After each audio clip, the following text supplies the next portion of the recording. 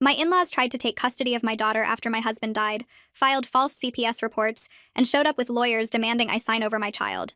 So I gave them a fake DNA test. My husband Joshua died in a car accident when our daughter Lily was 4 years old. It was devastating and sudden, and I was barely functioning those first few weeks. Joshua's parents, Harold and June, showed up for the funeral acting supportive, but something felt off. They kept referring to Lily as their baby and saying things like now she was all they had left of Joshua. They took hundreds of photos of just Lily without me in them. June kept trying to take Lily to the bathroom alone, and Harold measured her height against the doorframe like they were documenting something. 2 weeks after the funeral, they showed up with a lawyer named Francis who handed me custody paperwork. They were seeking full custody of Lily, claiming I was an unfit mother consumed by grief. The paperwork said I'd been neglecting Lily, and they had proof. The proof was photos of me crying at the grocery store while Lily played on my phone. Photos of our messy house taken during the reception after Joshua's funeral. A statement from June saying I'd left Lily alone with them for 3 hours the day after Joshua died when I was at the funeral home. They'd been building a case since the moment Joshua died. Harold said Lily belonged with blood family, and I was just the incubator. June said Joshua would want his daughter raised by people who truly loved him, implying I didn't. Francis said if I cooperated and signed over custody, they'd let me visit Lily once a month supervised. If I fought them, they'd make sure I never saw her again. They actually thought I'd just hand over my daughter because they demanded it. I told them to get out, and June said they'd already filed with the court and I'd be hearing from Child Services. She was right. 2 days later, Child Protective Services showed up for a wellness check. Harold and June had called claiming I was drunk and Lily was in danger. The social worker found me stone sober playing puzzles with Lily in our clean living room. But they kept calling. Every few days, another complaint. I was on drugs. Lily had bruises. There were strange men coming and going. Each investigation found nothing, but it was exhausting and humiliating. Harold and June would show up during these visits acting concerned and offering to take Lily for her safety. The custody hearing was set for 6 weeks later. Harold and June hired 3 lawyers and a private investigator who followed me everywhere. They'd show up at Lily's preschool telling the staff they were the emergency contacts now.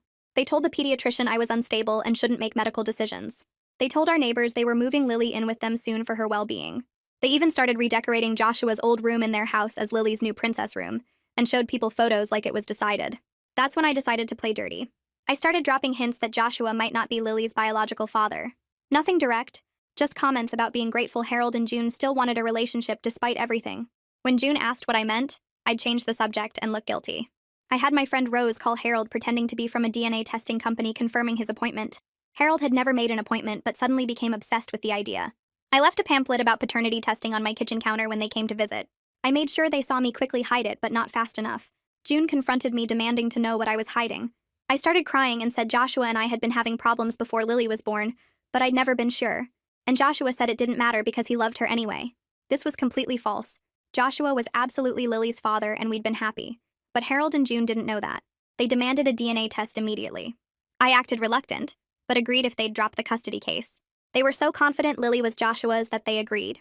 I scheduled the test at a clinic my friend's husband owned. He was happy to help after hearing what they'd done. The day of the test, Harold and June brought their whole family to witness what they thought would be their victory. We all gave samples and waited for the rushed results. My friend's husband delivered the news personally that Lily was definitely not related to Harold and June. The test was fake, but the paperwork looked perfect.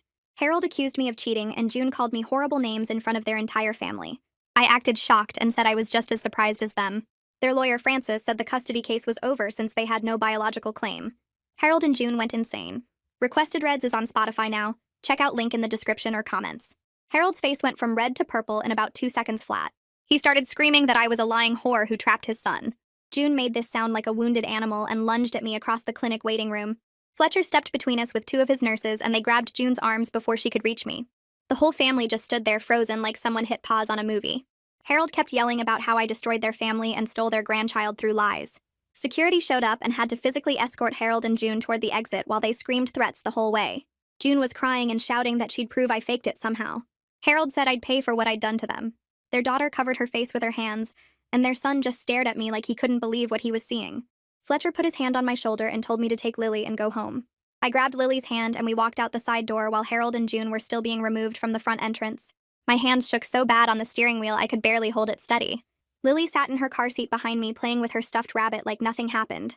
The weight of what I'd just done hit me all at once and I had to pull over for a minute because I couldn't see through the tears. Lily asked why Grandma and Grandpa were yelling so loud. I wiped my eyes and told her they were just very upset right now about some grown-up stuff. She accepted that and went back to making her rabbit hop across the seat.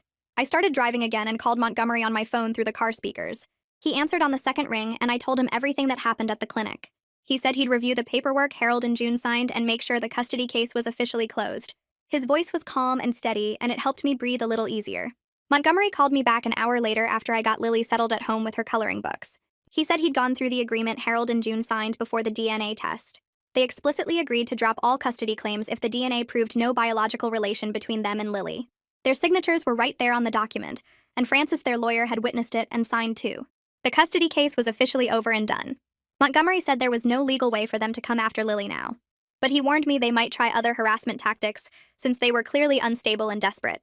He suggested documenting everything and being prepared to file for a restraining order if they didn't back off. I thanked him and hung up and just sat on my couch staring at nothing for a while. That night, I held Lily while she slept in her little bed with the butterfly sheets. She looked so peaceful and safe, and I cried quietly so I wouldn't wake her up. Joshua was absolutely her father, and I knew that with complete certainty.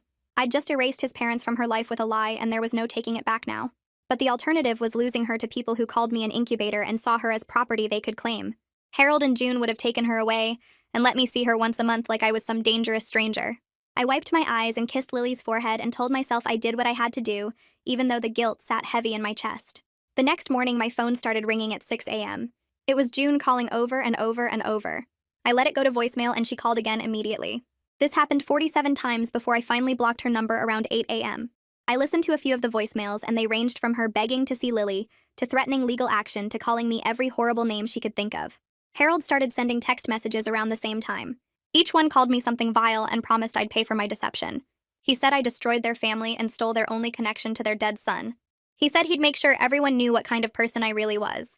I saved all the messages in a folder and blocked his number too. Coraline showed up at my door around 10 a.m. after I called her sobbing. I'd held it together as long as I could, but I needed someone to talk to who wasn't a lawyer or a 4-year-old.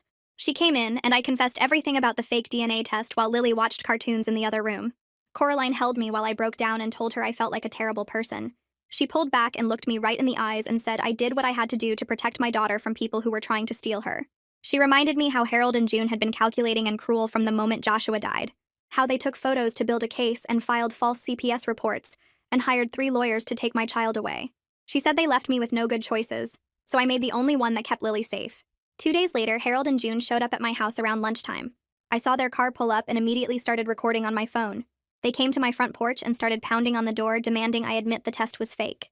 I stood inside with the door locked and kept recording while they screamed accusations. June said she knew I'd somehow switched the samples or paid Fletcher to lie about the results. Harold said there was no way Joshua wasn't Lily's father, and I was running some kind of conspiracy. They went on like this for maybe 10 minutes before I called the police. I told the operator there were people on my property refusing to leave, and I had a recording of the whole thing. The police showed up within 15 minutes and removed Harold and June for trespassing. The officers took my statement and the recording and said I could press charges if I wanted to. Montgomery filed for a restraining order the next day. He used the harassment evidence, the false CPS reports, the threatening voicemails and texts, and the trespassing incident. The court granted a temporary order requiring Harold and June to stay 500 feet away from me, Lily, our home, and her preschool. They couldn't contact us directly or through other people. The hearing for a permanent restraining order was scheduled 3 weeks out. Montgomery said the temporary order would protect us until then, and the evidence was strong enough that the permanent one would probably get approved. I started seeing Valerie for therapy the following week. She specialized in grief counseling and trauma, and I needed help processing everything. I told her about Joshua dying and Harold and June trying to take Lily and the fake DNA test I used to stop them. Valerie listened without judging and then helped me understand I'd been backed into an impossible corner by predators who exploited my vulnerability.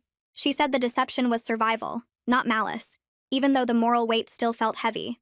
We talked about grief and protection, and what it means to be a good mother when there are no good choices. She gave me tools to manage the panic attacks and guilt and fear that kept hitting me in waves. June contacted Fletcher's clinic a few days after the restraining order, demanding to see the actual DNA test results and all the lab documentation. Fletcher had prepared everything perfectly with fake paperwork that looked completely real. It had proper lab letterhead and technical details, and reference numbers that seemed legitimate. June threatened to sue the clinic for fraud, but her lawyer looked at everything and told her there was no legal basis for a lawsuit. The test results appeared valid and properly documented, and there was no evidence of tampering or deception.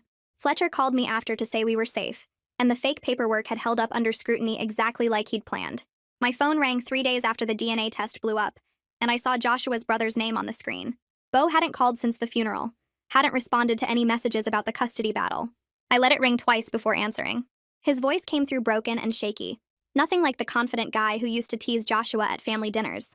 He said he just found out about everything, the custody papers and the lawyers and all the false CPS reports his parents filed. He kept apologizing, saying he had no idea they'd gone that far, that he'd been working overseas and only got back when the DNA results exploded the family. He asked if there was any way he could still see Lily, still be her uncle despite what his parents did. I told him I needed time to think about it and hung up feeling weird and suspicious, but also a little hopeful that maybe not everyone in Joshua's family had lost their minds. Coraline came over the next morning to watch Lily while I met Beau at a coffee shop downtown. He looked terrible, like he hadn't slept in days, with dark circles under his eyes and his hair all messy. We sat at a corner table away from other people and he started talking before I even ordered my drink. He said his parents had become obsessed with Lily after Joshua died, calling her their second chance and saying she was all they had left. He admitted they'd always been controlling with him and Joshua growing up, but this was different, darker, like they'd completely lost touch with reality. He looked genuinely sick when he talked about the false CPS reports and the private investigator following me. He said he confronted them after the DNA test and they wouldn't even listen, just kept screaming about how I'd ruined everything. Beau leaned forward and lowered his voice when he told me what his parents were saying now. They'd convinced themselves I must have switched the DNA samples somehow, or paid Fletcher to fake the results. They were telling everyone who'd listen that there was no possible way Joshua wasn't Lily's father, and I was running some kind of crazy conspiracy to keep them away from their granddaughter.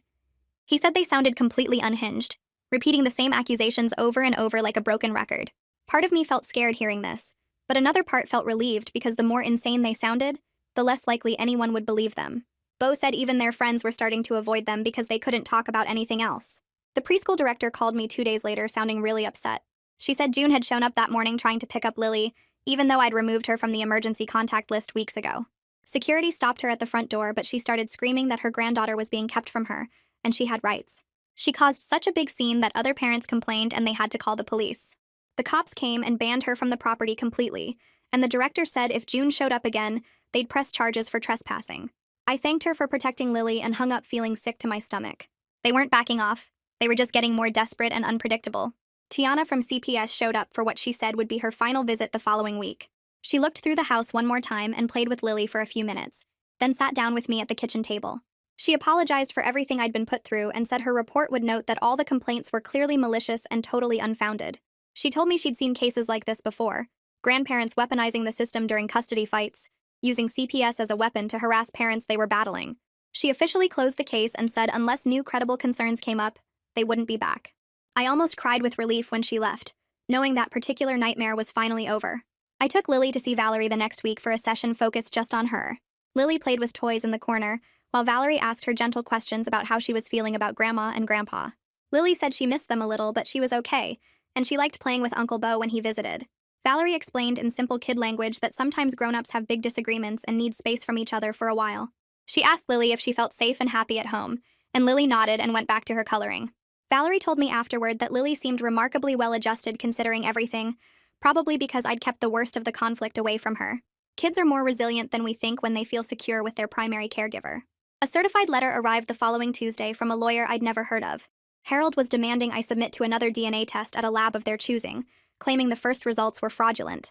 The letter used a lot of legal language about scientific integrity and parental rights. I forwarded it to Montgomery, who responded the same day with his own letter.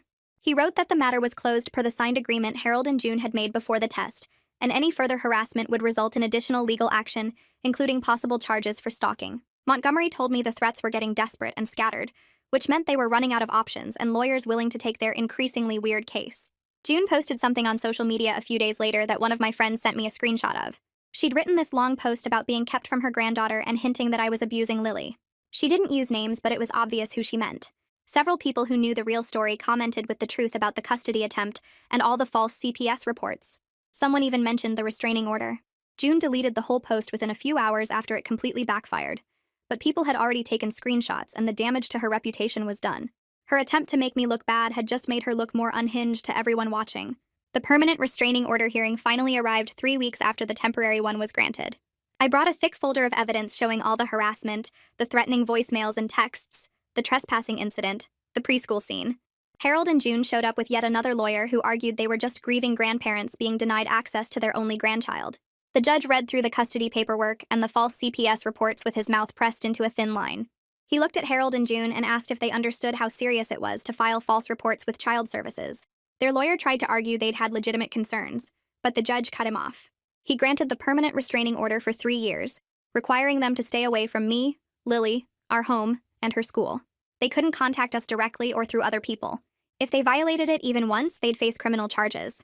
Beau called me after the hearing and asked if we could talk about him maintaining a relationship with Lily separate from his parents. I was hesitant because I didn't want any connection back to Harold and June, but Beau had been consistently respectful and genuinely horrified by everything they'd done. We agreed he could visit at my house with me present. Supervised visits where he could be her uncle without bringing any of the toxic grandparent stuff into it.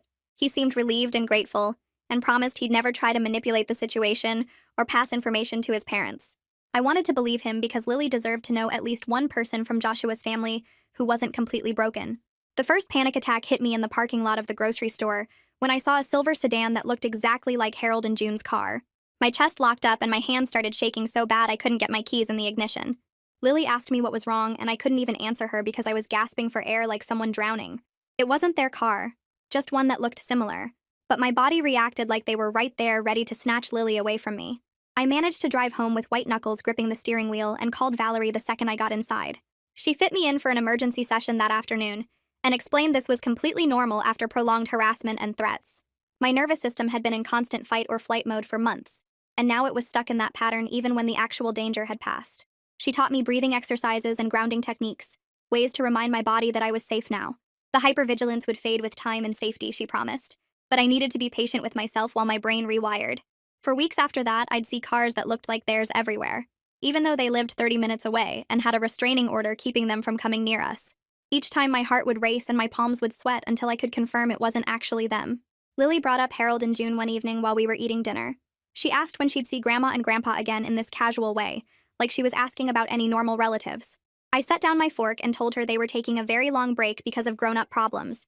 Nothing she did wrong, just complicated adult stuff that was hard to explain. She nodded and accepted this without any follow-up questions, then immediately started talking about the art project she was making at preschool with glitter and popsicle sticks. Her ability to just move on from heavy topics amazed me. She didn't seem upset or confused, just matter-of-fact about the situation. Part of me felt relieved that she wasn't traumatized by losing contact with them, but another part worried about long-term impacts I couldn't see yet. Was she internalizing feelings she couldn't express? Would this abandonment by her grandparents show up later in therapy sessions when she was older? I had no way to know, so I just watched her carefully for any signs of distress and made sure she knew I was always available to talk about feelings. Coraline came over the following weekend with boxes of security cameras she'd ordered online. She spent hours helping me install them around the perimeter of my house, mounting them under the eaves and connecting them to my Wi-Fi network. The footage saved automatically to cloud storage, and I could monitor everything from an app on my phone. We positioned cameras to cover the front door, back door, driveway, and both sides of the house so there were no blind spots. Just having the cameras up made me feel more secure, like I had evidence gathering 24 hours a day if Harold and June violated the restraining order. Coraline showed me how to check the footage and set up motion alerts so I'd get notifications if anyone approached the house. She also helped me change all the locks and install a deadbolt on Lily's bedroom door, extra security measures that felt excessive but necessary. When we finished, she made me promise to call her immediately if anything suspicious showed up on the cameras. I tested the system by walking around outside while watching the feed on my phone, and seeing myself on the screen from multiple angles was both creepy and comforting at the same time. The flowers arrived on a Tuesday afternoon, a massive arrangement of pink roses and white lilies delivered by a local florist. The card was handwritten by June, her distinctive loopy cursive begging to see Lily and claiming they'd accept any relationship I was willing to allow. She wrote about how much they missed their granddaughter and promised to respect my boundaries if I'd just give them a chance. Reading it made my stomach turn because it sounded so reasonable and sad, like they were the victims here instead of the people who'd tried to steal my child. I took photos of the flowers, the card, and the delivery receipt, then called Montgomery immediately. He said this absolutely violated the no-contact provision of the restraining order and told me to document everything and send him the evidence. I emailed him the photos within minutes. He forwarded everything to the court that same day, and June received an official warning about compliance with the order. Montgomery explained that any future violations could result in criminal charges and possible jail time. The flowers sat on my kitchen counter for an hour while I decided what to do with them. Then I threw the entire arrangement in the trash because I didn't want that manipulation in my house. 3 months after the fake DNA test, I woke up one morning and realized I could breathe normally again. The constant fear and hypervigilance that had been my baseline for so long were fading gradually into something more manageable.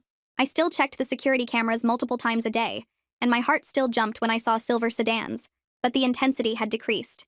Lily was thriving at her preschool, making friends and learning songs she'd sing at home constantly. Her teacher reported she was socially well-adjusted and showed no signs of trauma or behavioral issues. The fact that she didn't seem damaged by losing contact with Harold and June relieved some of the guilt I'd been carrying about the fake DNA test. Maybe I'd protected her not just from losing me, but from people who would have hurt her in ways I couldn't fully predict. My sleep improved, and I stopped having nightmares about custody hearings and CPS investigations. The house felt like ours again instead of a fortress under siege. I could take Lily to the park without constantly scanning for Harold and June's car. Life was starting to feel almost normal, whatever normal meant for a widow raising a daughter alone while hiding behind a lie. Beau started visiting every other weekend, bringing age-appropriate gifts like coloring books and stuffed animals. He'd sit on the floor with Lily building block towers and playing pretend games, acting like a normal uncle without any of the toxic possession his parents had displayed. He never mentioned Harold and June or asked questions designed to gather information he could pass along to them.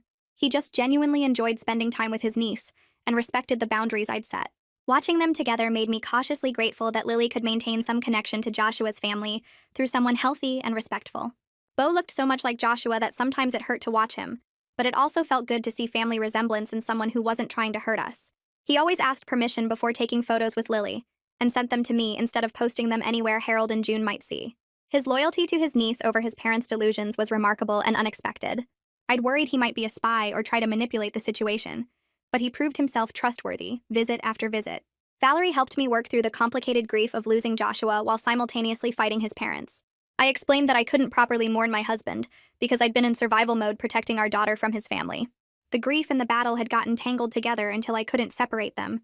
Now that things had calmed down, the grief was hitting me in waves mixed with anger at Harold and June for corrupting even my memories of Joshua with their behavior. I couldn't think about our wedding without remembering how his parents had tried to control every detail. I couldn't look at photos of Joshua holding baby Lily without thinking about how his parents had tried to take her from me. They'd poisoned my past by attacking my present, and I was furious about it. Valerie helped me create separate spaces in my mind for grieving Joshua versus processing what his parents had done. She reminded me that Joshua would have been horrified by their actions and would have protected Lily just like I did. That helped some, imagining him standing beside me against them instead of being the reason they came after us. I found a box of old photos in the closet one afternoon while cleaning, pictures of Joshua growing up with his parents. Looking through them with new eyes after everything that happened, I could see the control and possession in their body language even back then. June's hand was always gripping Joshua's shoulder in this tight way, fingers digging in like she owned him. Harold positioned him in photos like a trophy they'd won, always centered and displayed. There were hardly any photos of Joshua looking genuinely happy or relaxed with them. Even as a kid, his smile looked forced in family pictures. Joshua had mentioned his parents were intense and had high expectations, but I'd thought he just meant they were strict or traditional. I didn't understand the depth of their dysfunction until they targeted Lily, and I saw that same possessive energy directed at her. They'd tried to own Joshua his whole life, and when he died, they transferred that ownership feeling onto his daughter. Looking at those old photos made me realize I'd saved Lily from repeating Joshua's childhood, from being gripped and positioned and displayed as their property, instead of being loved as her own person. The pediatrician's office called on a Thursday morning to report an incident. Harold had contacted them trying to request Lily's medical records and claiming he had grandparent rights to access her health information. The office manager had denied the request and documented the entire interaction, including Harold's increasingly aggressive tone when told no. She wanted me to know in case it was part of a larger pattern of behavior. I thanked her for the heads up and called Montgomery immediately. He added this to the restraining order violation file we were building in case Harold and June's behavior escalated further. Montgomery said the medical records request was legally questionable since they had no custody or guardianship rights, and it showed they were still trying to insert themselves into Lily's life despite the court order. He sent a letter to their lawyer warning that any further attempts to access information about Lily would be treated as harassment and violations of the restraining order. The pediatrician's office added notes to Lily's file about the situation and flagged Harold and June's names, so any future contact attempts would be immediately reported to me and documented. 4 months after the fake DNA test, Lily mentioned Grandma and Grandpa only occasionally and without any distress in her voice. She'd see an older couple at the store and comment that they looked like grandparents, or she'd remember something they'd given her before everything exploded, but it was casual observation rather than grief or longing. She'd formed much closer bonds with Coraline, who took her for special aunt and niece days at the zoo or children's museum. Beau's regular visits gave her consistent connection to Joshua's side of the family through someone stable and kind. My parents had stepped up their involvement too, driving in from 2 hours away every few weeks to spend weekends with us and take Lily to parks and libraries. The family structure around her looked completely different from it would have with Harold and June in the picture, but it was healthier and based on actual love instead of possession and control. She had adults in her life who saw her as a person to nurture rather than property to claim. Watching her thrive in this new configuration eased some of my guilt about the deception, even though the moral weight of the lie still sat heavy on my conscience during quiet moments alone. The mail came on a Tuesday afternoon while Lily was at preschool. I sorted through the usual bills and advertisements until I found the official envelope from a law firm 2 states away. My hands shook as I opened it. The letterhead showed an address 800 miles from here in a retirement community I'd never heard of. Harold and June were moving. The notice was brief and formal, just informing me of their address change for legal purposes related to the restraining order. I stared at the paper for a long time, trying to process what this meant. Beau called that evening after Lily was asleep. He sounded tired when he told me his parents had put their house on the market 3 weeks ago without telling anyone. They'd been packing in secret and hired movers to take everything to this retirement place near the coast. June had been telling their friends they couldn't bear to live in the same town where Joshua died. She said it hurt too much to see places he used to go and know their granddaughter was being kept from them just miles away. Harold told the neighbors they needed a fresh start somewhere they wouldn't be constantly reminded of their loss. Beau said the whole story was designed to make them look like grieving victims, instead of the people who'd tried to steal my daughter. The retirement community was gated with security and activities for older residents. They'd signed a lease on a 2-bedroom unit with an ocean view. Beau had seen photos June posted on social media before quickly deleting them. She'd captioned one picture talking about new beginnings and healing from family betrayal. I felt something loosen in my chest that had been tight for months. 800 miles of distance between Harold and June and Lily felt like a gift I hadn't dared to hope for. The legal barriers were strong, but geography added another layer of protection that made me breathe easier. Beau asked if I was okay, and I told him I was more than okay. 3 weeks after the moving notice, Montgomery called to say he'd received a letter from June's new lawyer. I drove to his office during my lunch break and sat across from his desk while he slid the envelope toward me. The letter was typed on expensive paper with June's new attorney's letterhead embossed at the top. She was offering to drop all hostility and cease any future legal action if I would admit the DNA test was fabricated and allow supervised monthly visits with Lily. The lawyer's language was careful and formal, but the desperation underneath was obvious. June wanted validation that she was right, that Lily was absolutely their biological grandchild, that I had lied and manipulated to keep their family apart. She was willing to trade peace for the truth she needed to hear. Montgomery watched my face while I read. He'd already drafted a response that he showed me next. It was brief and firm, stating I had nothing to admit. The DNA test results stood as documented, and the restraining order would remain in full effect for its duration. He said June's offer was a trap designed to get me to confess to fabricating evidence. Any admission could potentially be used to reopen legal proceedings or file criminal charges for fraud. Even if June claimed she'd drop everything, there was no guarantee, and my confession would give them ammunition they currently lacked. I signed off on Montgomery's response and watched him seal it in an envelope. Part of me felt sorry for June in a distant way. She was clearly broken by losing Joshua and then losing access to Lily. Her entire world had collapsed, and she was grasping for anything that would make sense of the chaos. But I couldn't risk Lily's safety for June's peace of mind. The desperation in that letter proved they still saw Lily as something they owned, something stolen from them that they deserved to reclaim. Their grief didn't erase the calculated cruelty of their custody attempt. Montgomery mailed the response that afternoon. I sat in Valerie's office the following Thursday, trying to explain the guilt that kept surfacing at random moments. She listened while I talked about June's letter and the move and how part of me wondered if I should have found another way. The fake DNA test had worked, but it felt like a stain I couldn't wash off no matter how many times I justified it to myself. Valerie leaned forward and asked what other options Harold and June had given me. I went through it all again. The custody ambush 2 weeks after Joshua's funeral. The false CPS reports designed to build a case against me. The 3 lawyers and private investigator. The systematic manipulation of everyone in my life, from Lily's preschool to our pediatrician to our neighbors. The princess room they'd decorated before any court decision. The threats that I'd never see Lily again if I fought them. Valerie asked what ethical choice existed in that situation. I could lose my daughter to people who saw her as property and me as an incubator. Or I could use deception to protect her from predators who'd proven they'd destroy me to get what they wanted. Those were my only options. She said I'd chosen Lily's safety over my own moral comfort, which was exactly what a mother should do when backed into an impossible corner. The deception was morally complicated, but the motivation was pure protection. Harold and June had created a situation where normal ethical behavior meant losing my child. They'd forced me into territory where the usual rules didn't apply because they'd already broken every rule themselves. I cried in her office for 20 minutes while she sat quietly. When I finally stopped, she reminded me that guilt was natural, but I needed to separate the weight of deception from the necessity of survival. I'd saved Lily from a toxic situation using the only weapon available. That didn't make me a bad person. It made me a mother who refused to be destroyed by people who'd mistaken grief for ownership. That night, after Lily fell asleep, I pulled out a blank journal I'd bought weeks earlier but hadn't been able to open. I sat at the kitchen table with a pen and stared at the empty first page for a long time. Finally, I started writing. I documented everything from Joshua's death through the funeral and Harold and June's immediate obsession with Lily. I wrote about the custody paperwork and false CPS reports and systematic harassment. I described the fake DNA test plan and execution and aftermath. I wrote it all as clearly and honestly as I could, including my own doubts and guilt about the deception. This journal was for Lily to read when she was old enough to understand. Maybe when she was 16 or 20 or 30, whenever she asked the hard questions about why her father's parents weren't in her life. She deserved to know the truth about what happened and why I made the choices I did. I wanted her to have the full story, including the parts that made me look bad, the lies I told and the manipulation I used and the relationship I destroyed. She could judge my methods when she was old enough to understand the impossible situation. I wrote for 2 hours that first night, filling page after page with details I was terrified of forgetting. The journal would be my insurance that she'd know the truth even if something happened to me before I could tell her in person. I hid it in my closet behind a box of old sweaters, where it would stay safe until the right time came. Bo called on Saturday morning while I was making pancakes with Lily. She was pouring chocolate chips into the batter and didn't notice when I stepped into the hallway to take the call.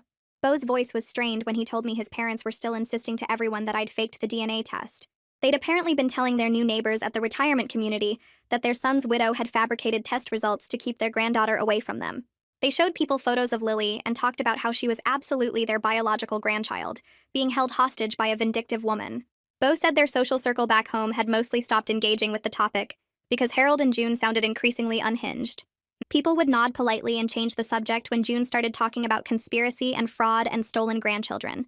But in their new community where no one knew the backstory, they were finding fresh audiences for their delusion. The retirement community had a social committee that organized activities, and June had joined immediately.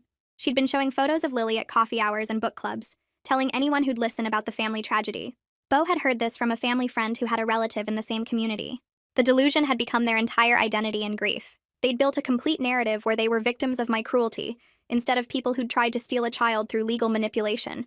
Bo sounded exhausted when he said he'd tried talking to them, but they wouldn't hear anything that contradicted their version of events. I thanked him for the warning and went back to the kitchen where Lily was arranging chocolate chips in a smiley face pattern. 5 months had passed since the fake DNA test when I finally felt ready to take Lily back to the cemetery. We stopped at a flower shop and I let her pick out a small bouquet of yellow roses. She held them carefully in her lap during the drive, asking questions about where we were going. I explained we were visiting Daddy's special place where we could talk to him and remember happy times. The cemetery was quiet on a Tuesday afternoon with just a few other visitors scattered among the headstones. I parked and held Lily's hand as we walked to Joshua's grave.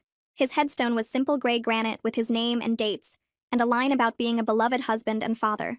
Lily stared at it for a moment, then carefully placed the roses at the base. I sat on the grass and pulled her into my lap. We talked about Joshua while she pulled petals off one of the roses and arranged them in patterns. I told her about how Daddy used to make funny voices when he read her bedtime stories, and how he'd dance with her in the kitchen while I cooked dinner. How he'd been so excited the day she was born that he cried happy tears. Lily listened and played with the flower petals, asking occasional questions. Then she asked if Daddy knew that Grandma and Grandpa were mad at us. I felt my throat tighten but kept my voice steady. I told her that Daddy would want everyone to be kind to each other and love each other even when things were hard. She seemed satisfied with that answer and went back to arranging petals. We stayed for half an hour before the breeze picked up and Lily got cold.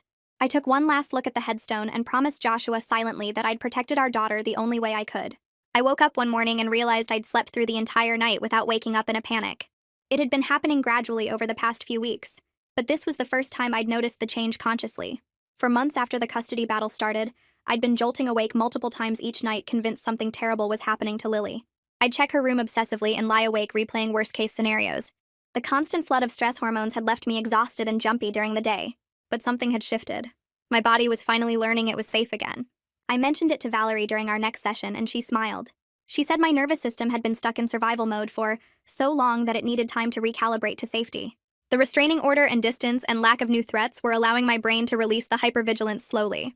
She warned that some level of healthy caution would probably remain given what I'd been through. I'd likely always be more alert to potential threats against Lily than parents who hadn't fought off a custody attempt. But the constant panic was fading into something more manageable. I could function again without the crushing weight of fear that had been my constant companion. I drove home from that session feeling lighter than I had in months. Montgomery called to give me an update on the restraining order violation file. It had stayed empty since the flower incident. Harold and June hadn't attempted any contact or shown up anywhere they weren't supposed to be. The file remained active and ready in case we needed it, but the immediate threat seemed to have passed. Montgomery said their move out of state combined with the legal barriers appeared to be working. Either they'd accepted they couldn't access Lily, or they were biding their time and planning something we couldn't see yet. He advised staying vigilant, but acknowledged the situation felt more stable than it had in months. The restraining order had 2.5 years remaining before it expired. Montgomery recommended we start planning renewal procedures about 6 months before expiration to ensure continuous protection. He'd seen cases where grandparents waited out restraining orders, then immediately resumed harassment once the legal protection lapsed.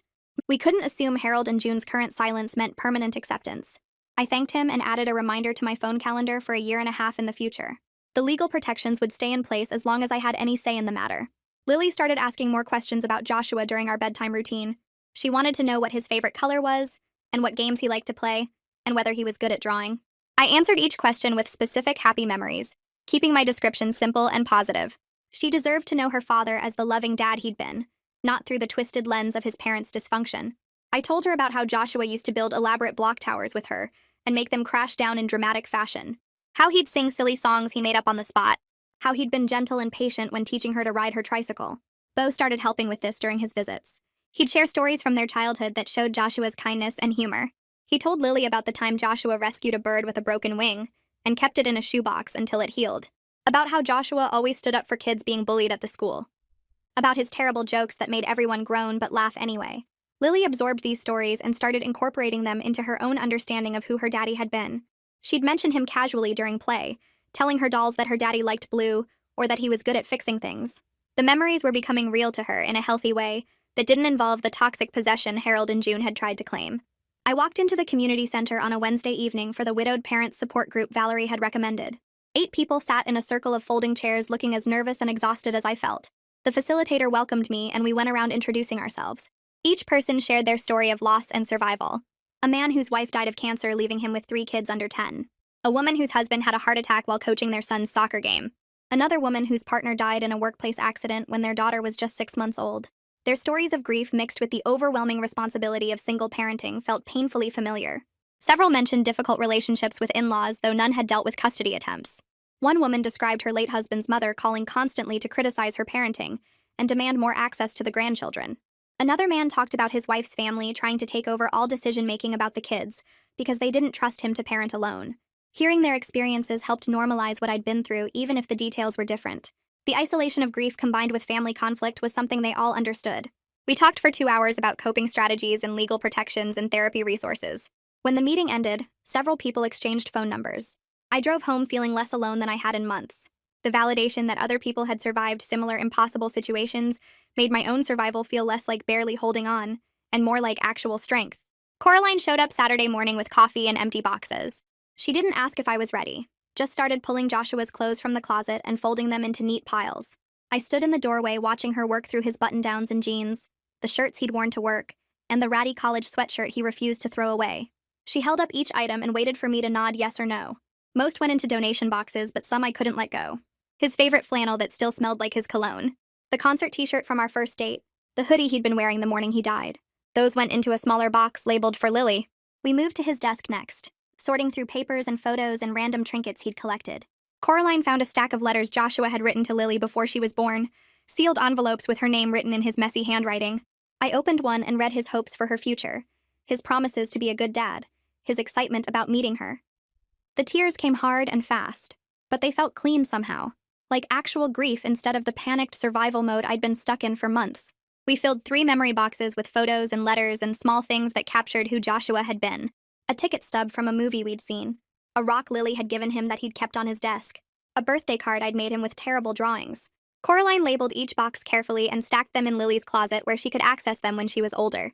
The donation boxes went to the garage and suddenly the bedroom felt lighter, less like a shrine and more like a space where I could actually breathe. The preschool director caught me during pickup on Tuesday. She asked if I had a few minutes to talk about Lily, and my stomach dropped with automatic fear. But her smile was warm, and she led me to her office where Lily's artwork covered the walls. She explained they'd been doing family discussion time, where kids shared stories about their parents and siblings. Lily had been talking about her daddy almost every session, describing him from the photos at home and the stories I'd been telling her. She'd told the class her daddy liked blue and was good at building towers and made funny faces that made her laugh. The director said Lily's descriptions were detailed and accurate, showing she was building a real relationship with Joshua's memory instead of just abstract loss.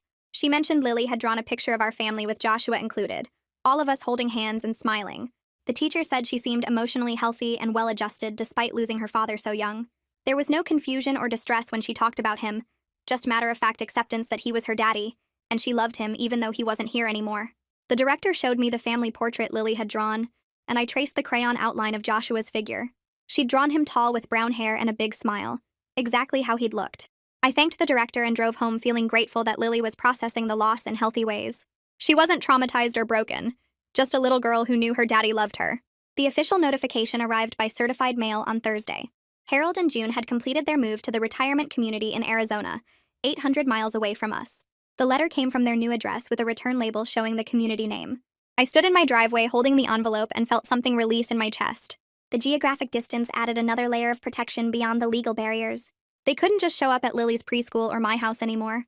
They couldn't drive by to watch us or corner me at the grocery store. Bo called that evening to confirm they'd settled into their new place. He said they were telling everyone in the community that their son's widow wouldn't let them see their granddaughter. They'd painted themselves as victims denied access to the child they loved. The neighbors apparently ate it up, offering sympathy and outrage on their behalf. Bo said his parents had created an entire narrative where they were the wronged parties, and I was the villain. But he also said the distance meant they were someone else's problem now. Their new community could believe whatever story Harold and June wanted to tell. We were 800 miles away living our actual lives. 6 months after Joshua's death, I woke up and realized I was functioning again. Not just surviving, but actually living in ways that seemed impossible during those first terrible weeks. I was back at work full-time, handling projects and meetings without my brain shutting down. Lily was thriving at preschool, making friends and learning new things every day. We had routines now. Normal, boring routines like breakfast and bedtime and weekend errands. The grief was still there, sitting heavy in my chest every morning when I woke up alone. But it wasn't paralyzing anymore. I could feel sad about losing Joshua while still getting Lily ready for school and making dinner and paying bills. The terror of losing her to Harold and June had faded to manageable caution.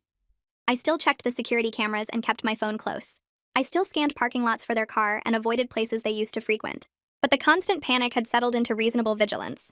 We were safe and protected and building a life that honored Joshua without being destroyed by his parents. Valerie asked during our Thursday session how I planned to handle the DNA test situation with Lily long-term. When she was older and understood what had happened, would she see it as justified protection or manipulative deception?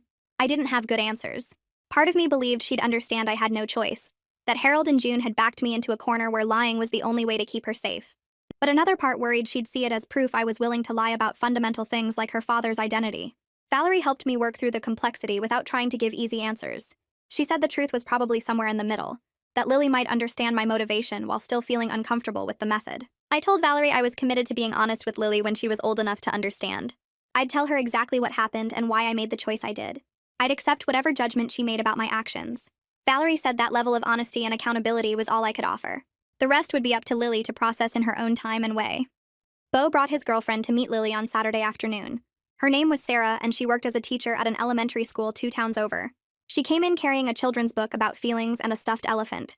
Lily took to her immediately, showing her the toy kitchen and demanding they play restaurant together. Sarah was warm and natural with her, asking questions and playing along without trying too hard. She didn't mention Joshua or try to fill any kind of mother role. She just treated Lily like a kid she genuinely enjoyed spending time with. Bo watched them play with visible relief, like he'd been worried about how this introduction would go. Later, while Lily was distracted with coloring, Sarah told me she understood the situation with Harold and June. Bo had explained everything, and she supported his decision to maintain boundaries with his parents, while staying connected to his niece.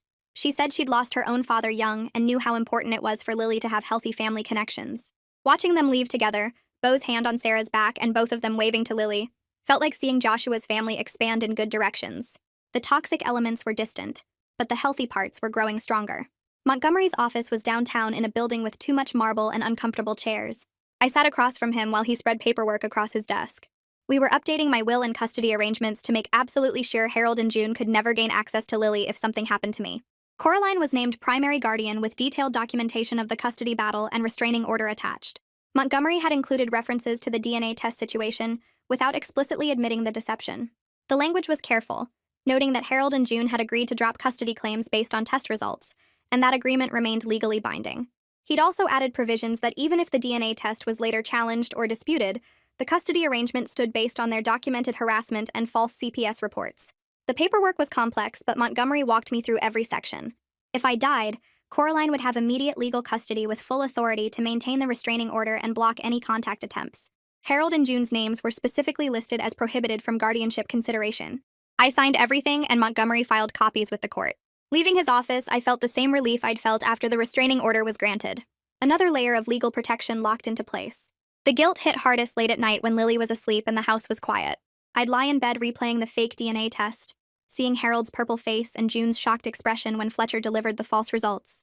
I'd remember Joshua's face in our wedding photos and wonder what he'd think about me lying about his daughter's paternity to protect her from his parents.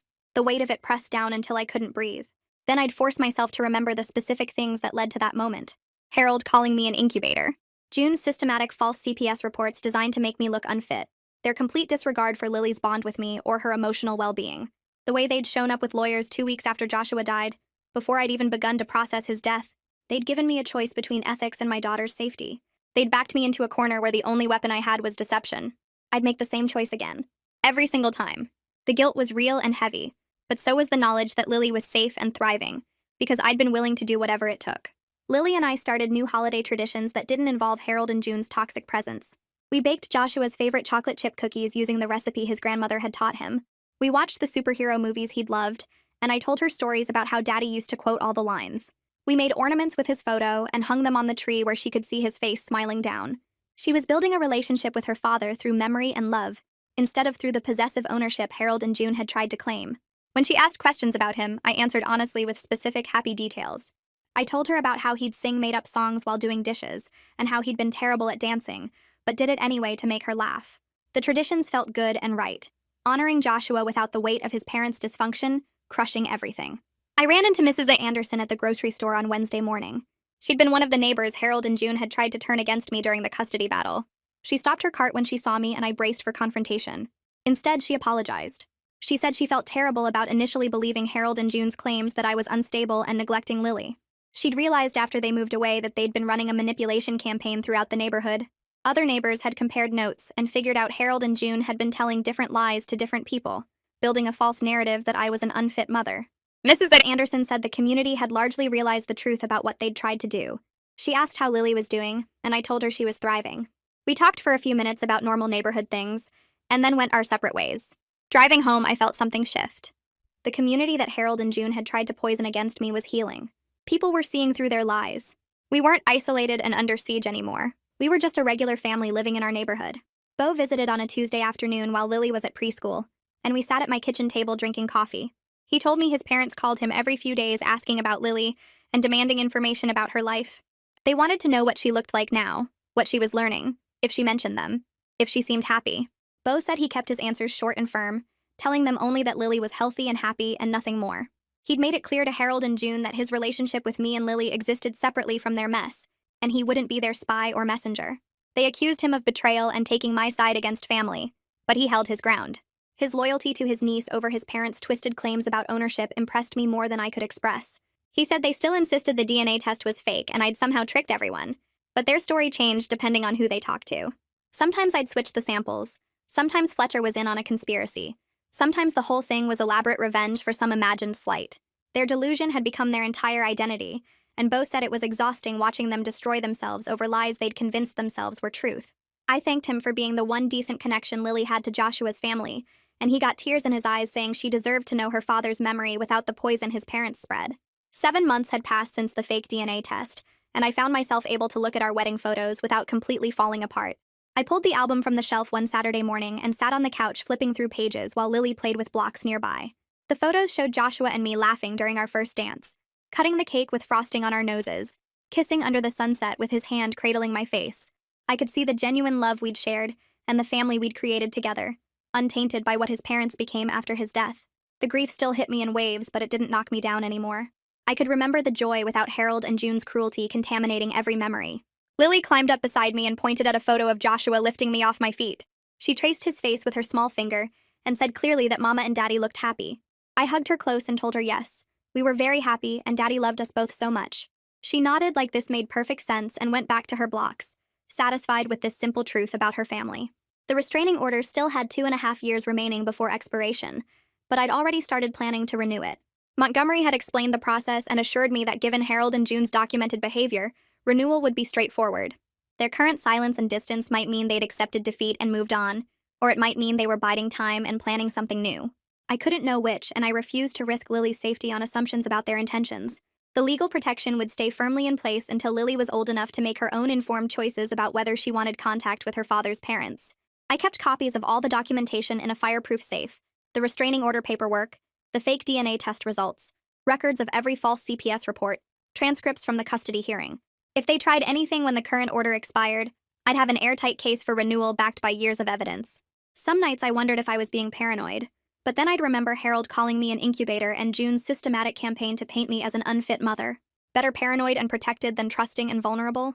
I started dating again after Valerie gently suggested during one of our sessions that isolation wasn't healing. The idea felt both disloyal to Joshua and necessary for moving forward with my life. I'd loved my husband deeply, and part of me worried that dating meant forgetting him or betraying his memory.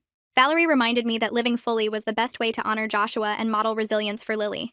She said Joshua would want me to find happiness again, not spend decades alone mourning him. My first few dates were awkward and uncomfortable. Coffee meetings with men from dating apps who seemed nice enough but didn't quite click. I was honest about being a widowed single mother with complicated in-law history, which scared some guys off immediately. Others stuck around for a second date but couldn't handle the reality of a 4-year-old and legal drama. I didn't blame them because my situation was a lot to take on, but each failed connection stung a little. Still, the process felt hopeful in a way I hadn't expected.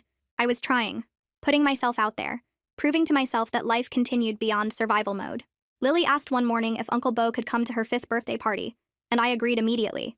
She'd been planning her party for weeks, talking about the unicorn cake and purple balloons and all her preschool friends coming over. Bo belonged on that list of important people, and his consistent respect and healthy boundaries had earned my trust.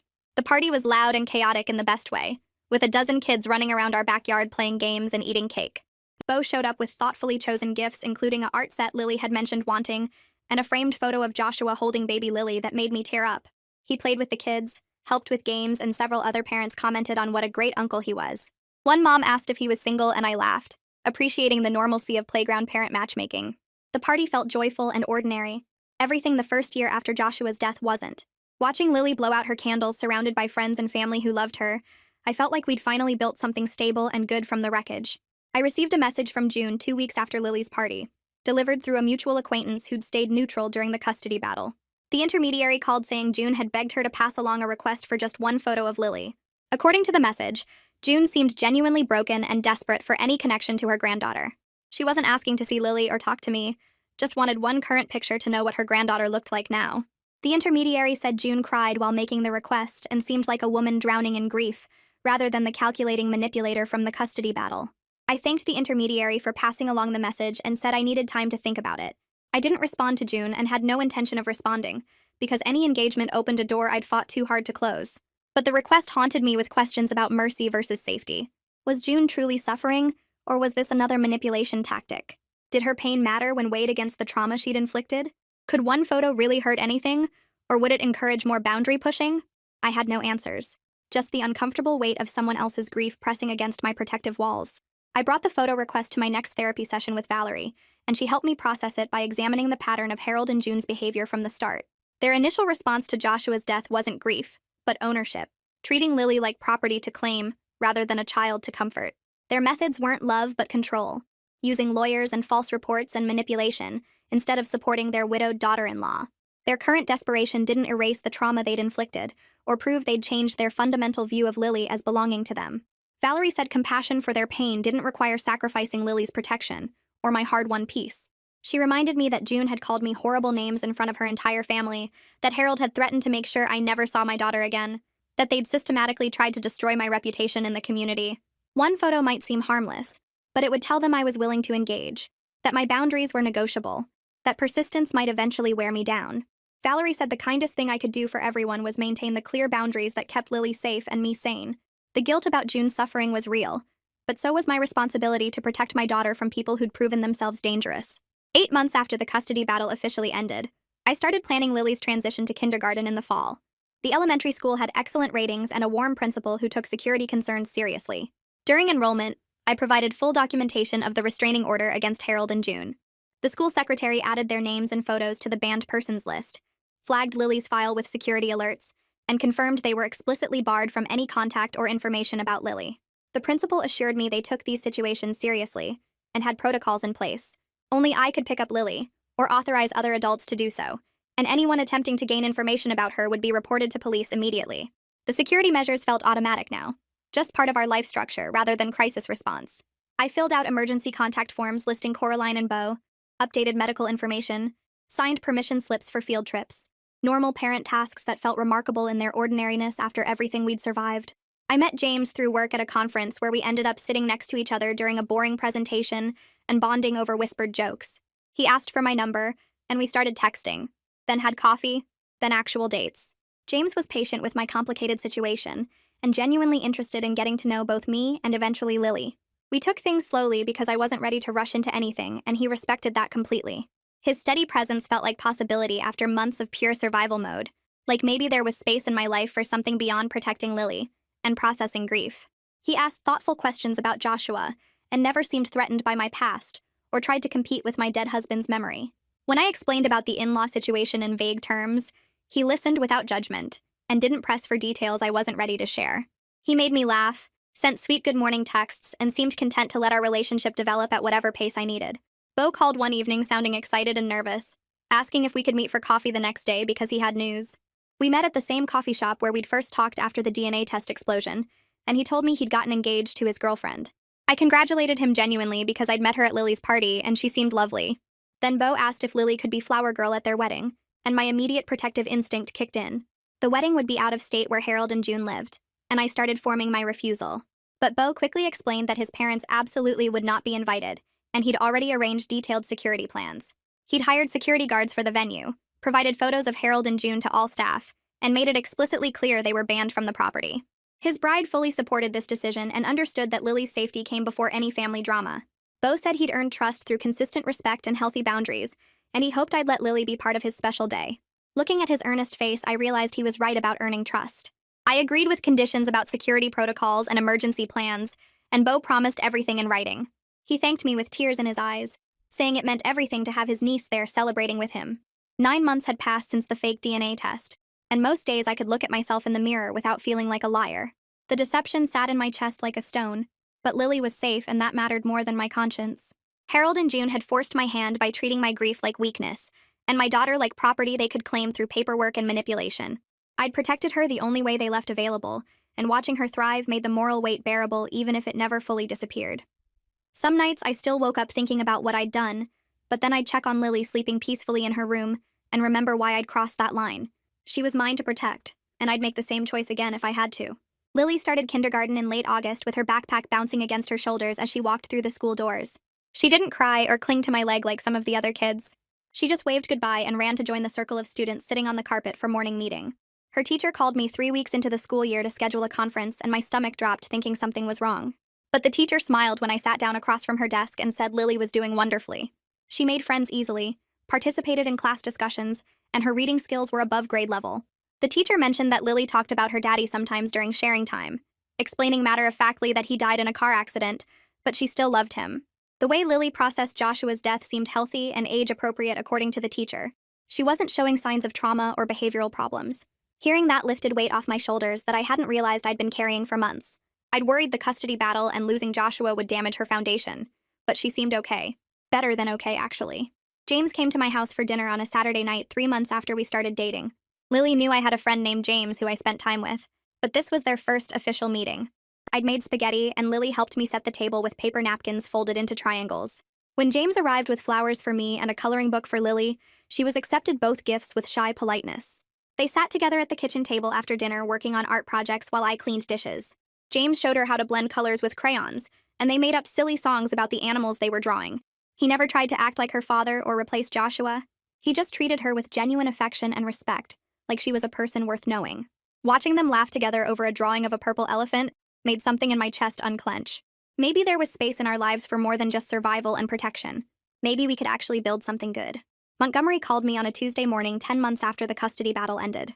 Harold had sent a formal letter through a new lawyer requesting mediation to discuss healing the family rift. The letter used careful language about wanting to repair relationships and move forward for everyone's well-being.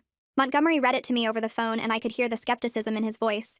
He said it was likely a manipulation attempt to get access to Lily, or trick me into admitting something about the DNA test.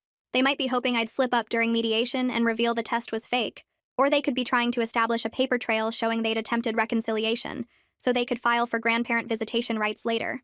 Montgomery advised declining through legal channels without any personal contact. I agreed immediately. The restraining order was my only communication with Harold and June, and that's how it would stay.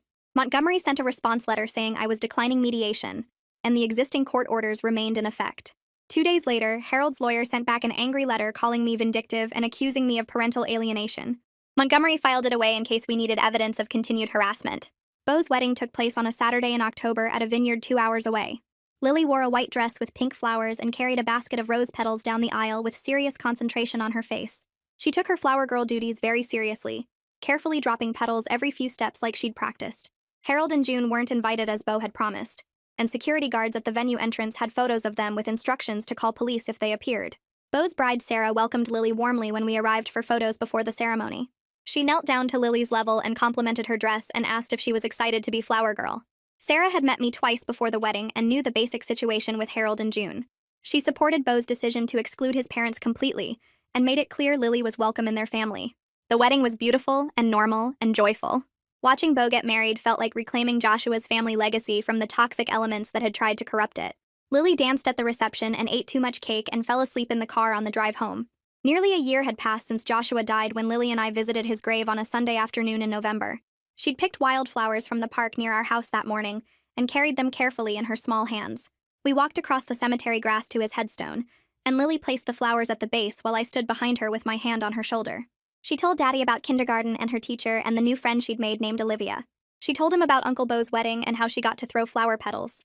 Then she mentioned her new friend James, who taught her to draw elephants and made funny voices when he read books. I knelt down next to Lily and told Joshua I'd protected our daughter the only way I could when his parents tried to take her. I said I hoped he understood the choices I'd made even though they weren't clean or simple. I told him Lily was safe and loved and thriving. Then we sat quietly for a few minutes before Lily asked if we could go get ice cream. Life continued forward even while we honored what was lost. James took me to dinner at a quiet restaurant the week before Thanksgiving, while Coraline watched Lily. We'd been dating for 6 months and the relationship had developed slowly and carefully. He reached across the table and took my hand and said he was falling in love with both me and Lily. He said he was ready for whatever pace we needed and he wasn't trying to rush anything. The relationship felt like healing instead of replacement, like building something new while still honoring what Joshua and I had together. Lily called him James, not Daddy, and everyone respected that distinction. James never pushed for a father role or tried to compete with Joshua's memory. He just showed up consistently and treated us both with kindness and patience. When I told him I had feelings for him too but needed to keep taking things slow, he smiled and said he'd wait as long as I needed. We finished dinner and drove back to my house where Lily was already asleep on Coraline's lap watching a movie. I was genuinely happy now in ways that seemed impossible during those first devastating weeks after Joshua died. Lily was thriving in kindergarten with friends and confidence and healthy ways of talking about her daddy. We had a family structure built on love instead of possession, with Coraline and Beau and James forming a support system that felt solid. Legal barriers and geographic distance kept us protected from Harold and June, who lived 800 miles away, convinced of delusions they'd never let go. The fake DNA test remained my secret burden and protection, sitting in my chest like a stone I'd learned to carry. It was morally complicated and ethically messy, but absolutely effective. We were safe. We were healing. We were building a future that honored Joshua's memory without being destroyed by his parents' dysfunction. Some mornings I woke up and felt actual joy instead of just relief at surviving another day. Lily would climb into my bed and tell me about her dreams, and I'd make pancakes while she colored at the kitchen table. Normal life had returned in ways I'd thought were lost forever when Joshua died. The grief remained, but it didn't consume everything anymore. There was room for happiness alongside the loss, and that felt like its own kind of victory.